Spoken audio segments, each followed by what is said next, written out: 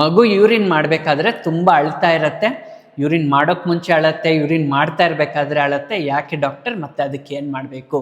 New Born babies first 2 to 3 months urine ಮಾಡೋಕ್ಕೆ ಮುಂಚೆ, urine ಮಾಡಬೇಕಾದ್ರೆ ಅಳುತ್ತಾ ಇರತ್ತೆ. ಇದು ನಾರ್ಮಲ್, ಯಾವುದೇ ಪ್ರಾಬ್ಲಮ್ ಅನ್ನೋದು ಸೂಚಿಸೋದಿಲ್ಲ. ಮಗು ನರ್ವಸ್ ಸಿಸ್ಟಮ್ ಇನ್ನೂ ಡೆವಲಪಿಂಗ್ ಇರುತ್ತೆ, ಅಷ್ಟೊಂದು ಚೆನ್ನಾಗಿ ಡೆವಲಪ್ ಆಗಿರಲ್ಲ. ಮತ್ತೆ ಯೂರಿನ್ ಮಾಡೋದು ಒಂದು ಕೋಆರ್ಡಿನೇಷನ್ ಅನ್ನೋದು ಇರಬೇಕಾಗತ್ತೆ.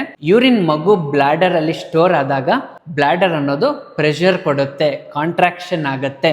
ಇದರಿಂದ ಮಗುಗೆ ಸ್ವಲ್ಪ ಅನ್ಕಂಫರ್ಟೇಬಲ್ ಸೆನ್ಸೇಷನ್ ಆಗುತ್ತೆ. ಇದರಿಂದಾಗಿ ಮಗು ಅಳ್ತಾ ಇರುತ್ತೆ. ಬೇಬಿಗೆ ಈ ತರ ಕೆಲವೊಂದು ತಿಂಗಳಾದ್ಮೇಲೆ ಅಡ್ಜಸ್ಟ್ ಆಗುತ್ತೆ, ಅಳೋದಿಲ್ಲ.